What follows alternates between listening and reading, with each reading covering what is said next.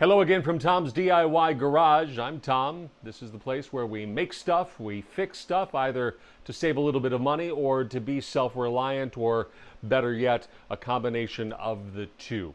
What are we doing this particular time? You may have noticed if you've been in the stores, Christmas decorations are already out. It's barely October as I record this, and Christmas decorations are already out. You can barely find Halloween stuff now. That's pretty well sold out because that's the way retail works. So I say that because kind of in the mind of preparing for the holidays. And if you are a Christmas tree kind of person, not everybody is, but if you are, then this is your particular conversation. I will preface this by saying that Mrs. Zizka, my much better half, has a love of Christmas trees. So last year I made this Christmas tree for her. This stands about 35 inches tall, so just shy of 3 feet.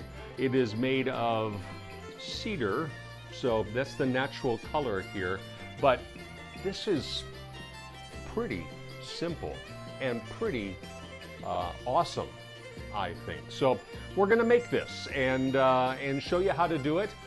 You could make it for yourself. You could make it as gifts. You could make a whole forest of these things. Let me show you how. This is a close-up of the Christmas tree. It is 8 parts. Connected by glue and screws, but so the angles here are pretty simple. This is a 14-inch long piece. That's 45 degrees there. That's 22.5 degrees there. This is a 12-inch piece, 45 degrees, 22.5. Those are the most complicated cuts that you have to make, and make sure that you get the right 45-degree angle on this side and the 22.5 over here. The rest of these are all 12 inches with 22.5-degree angles on the bottom. This is about 22 inches. This is 12 inches. Again, all 22.5-degree angles. You cut them on a miter saw, and all of the degrees are marked right there, pretty easy to find.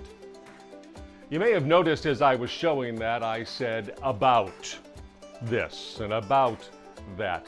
That's because I found these plans online, and the directions and the angles and the lengths were all very specific, but I found when I cut them, they didn't quite fit the way the directions suggested they would. So you have to allow for just a little bit of wiggle room as you're placing the pieces together. And we'll talk about that as we kind of lay it out before we actually connect it here.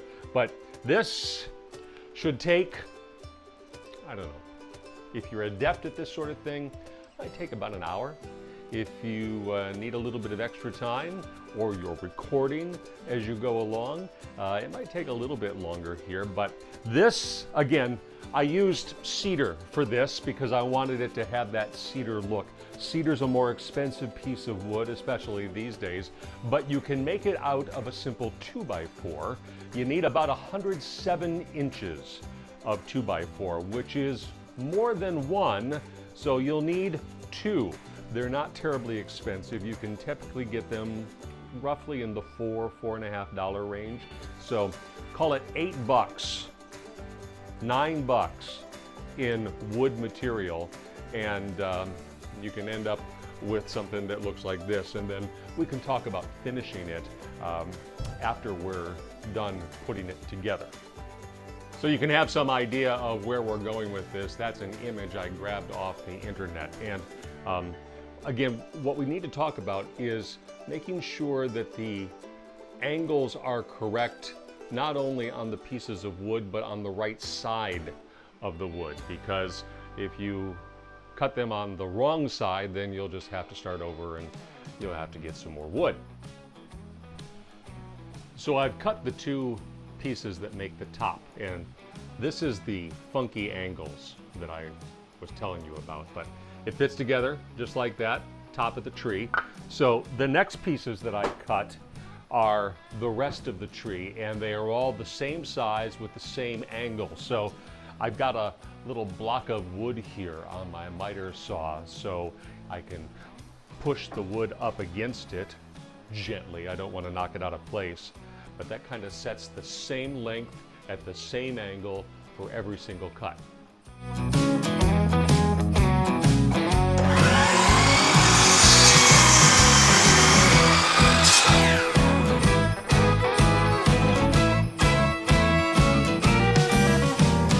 As promised, there are 8 pieces to all of this. That's the top. Those are the 4 pieces that comprise the sides of the tree, and that's the base. They all go together just so. And when I say just so, this is what I mean. So our 2 top pieces, got that long one, that's the 14-inch. Those are 2 45-degree angles, and that is the top of the tree. And they go together like that. Then our 4 side pieces, to make sure you get the angles right. There we go, just like that. And just like that. Again, it gets repeated.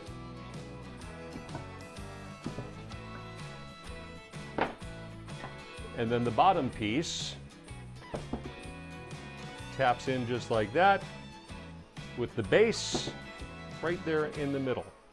So what we'll do, oh look, it's a Christmas tree. What we'll do is we'll glue them, we'll measure out the actual spaces, and we will screw them together so that they are locked in. We're going to work from the tip of the tree. This is the top, these are the 2 45-degree angles. We're going to glue these together and then put a screw in to hold them tight. The first screw will be situated at an angle like that, but first I'm going to put some glue on this surface so that we can have something that binds the 2 pieces of wood together. Real simple, just like that. I'm going to put it at that angle. I pre-drilled the hole for the screw, so this should go in pretty easily.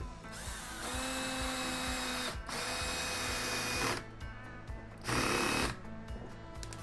little more torque.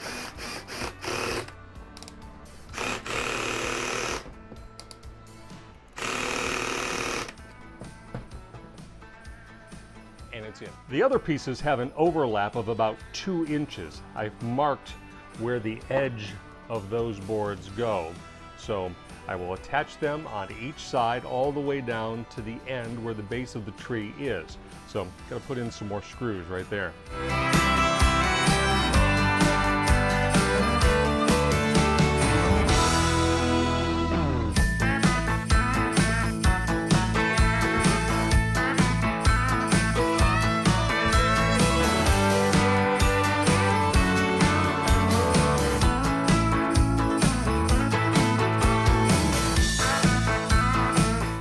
And with that, the basics of the tree are assembled. Now I just have to attach the base and the stand as well. To do that, I'll run a bead of glue here at either end of the base and drill a pilot hole in the bottom so that when I attach it to the bottom of the tree, I can screw in from the bottom and then it will be solid. First though, I think I will start with the pilot holes. And we want to get some sense of where the screws will go. So it'll kind of go like that. So I need to put a hole right about there. Of course, we're eyeballing this the whole time. This is the kind of project that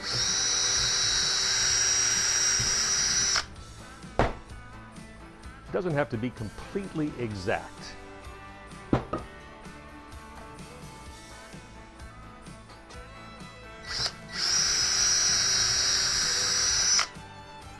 All right, so that's done, and I think I will start getting the screws in there.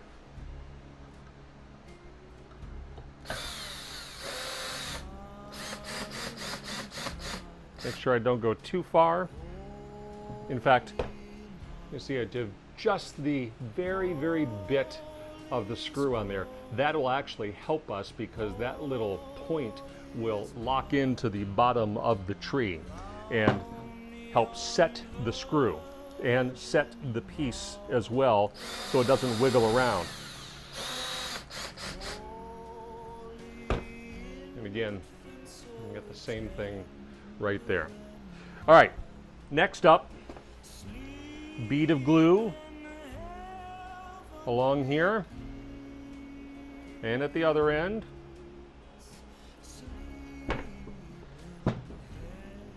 And then just put that up against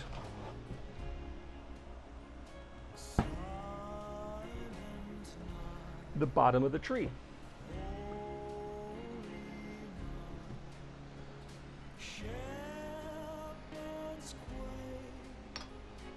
Give it just a little bit of persuasion. Want to make sure your ends are flush with each other.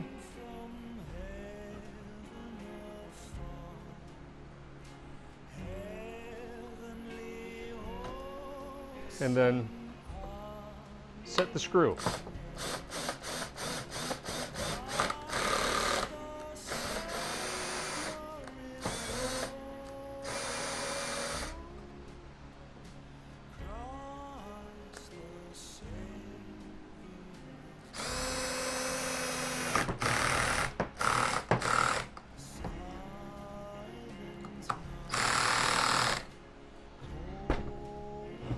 And then here at the other end as well.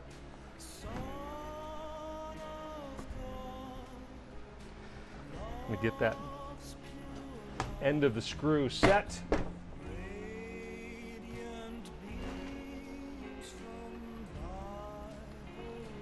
Just like that.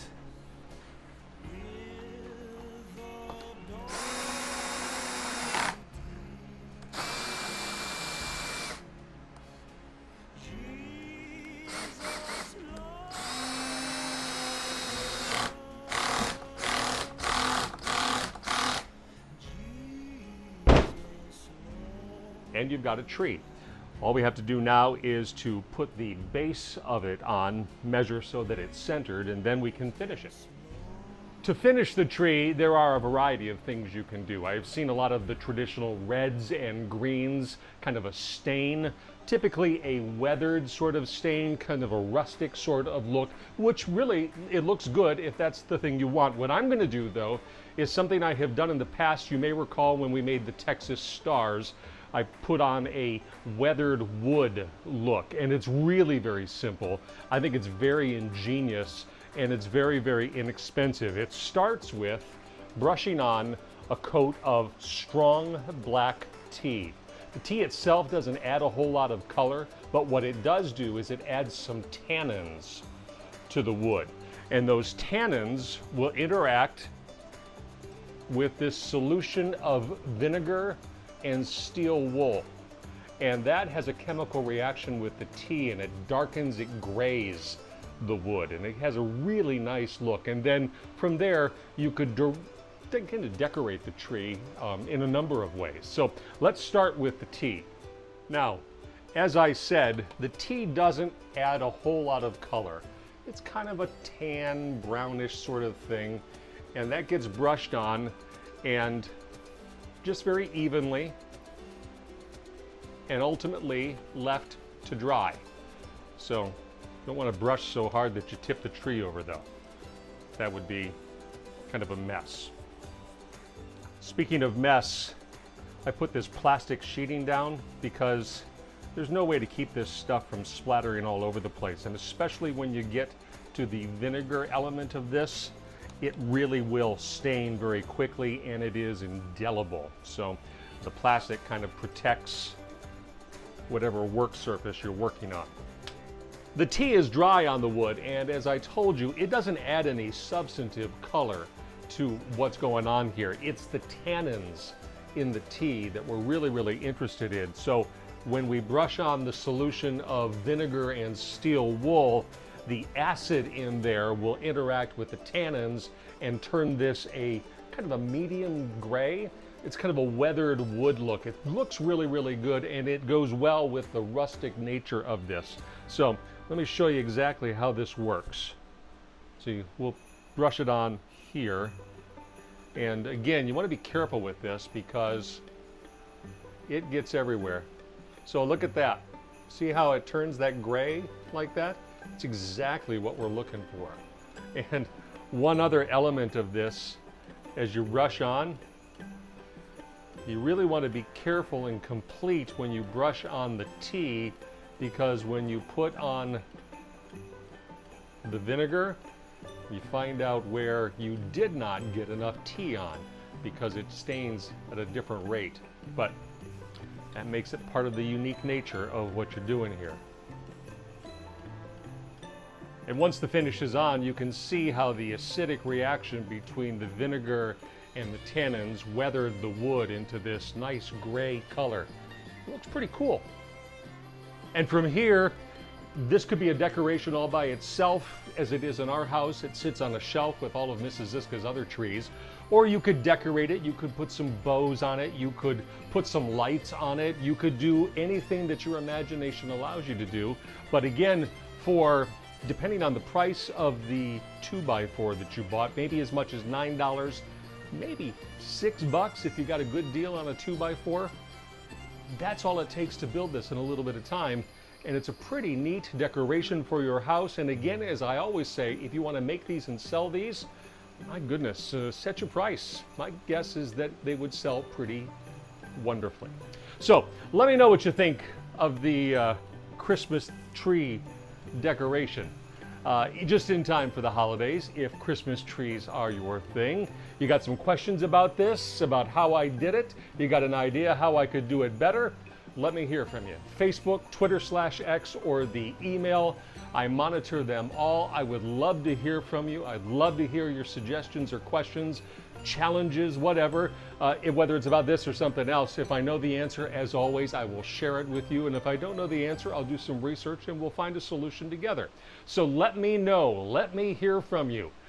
And we'll get together here in Tom's DIY Garage the next time. Until then, rock on with your bad selves. I'm Tom. I'll see you then.